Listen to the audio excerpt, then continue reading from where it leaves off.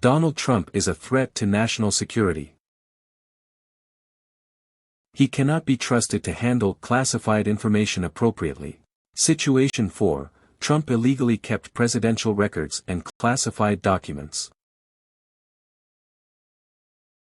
Since the Presidential Records Act established that all official records are public, not private property, and are to be transferred to the National Archives and Records Administration before a president leaves office, the NARA attempts to retrieve any records that have been improperly removed from the White House or not appropriately transferred to the agency.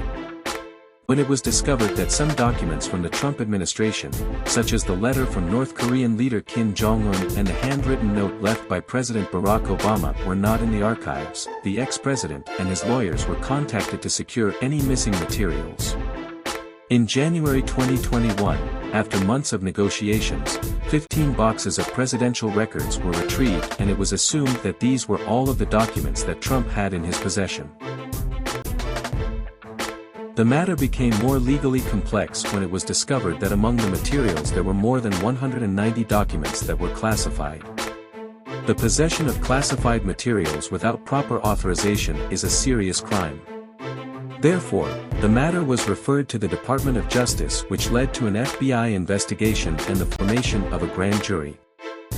On June 3, 2022, 3 FBI agents were invited to Mar-a-Lago to satisfy a grand jury subpoena seeking additional documents and a Department of Justice request for a sworn statement that these documents would be all of the documents in Trump's possession. The agents were given a single packet containing 38 documents but were prohibited from examining the approximately 50 boxes of documents in the storage room. As a result of this discovery, the DOJ then informed Trump's lawyers that all documents should be preserved, the room secured, and arrangements made to return all materials to the National Archives. On August 8, 2022, after more than a year and a half, during which Trump and his lawyers delayed and impeded the attempts of the National Archives and the Department of Justice to ensure the ex-president's compliance with the Presidential Records Act, the FBI executed a search warrant, issued after security videos revealed numerous instances where boxes were moved from the storage room at Mar-a-Lago. The FBI raid retrieved 13,000 documents, of which more than 100 were classified, and an additional 48 documents were missing from folders marked as classified. Why did Trump ship official materials including classified documents to his private residences? Why did he grudgingly give up a few documents but kept and concealed most material when the government demanded that the documents be returned?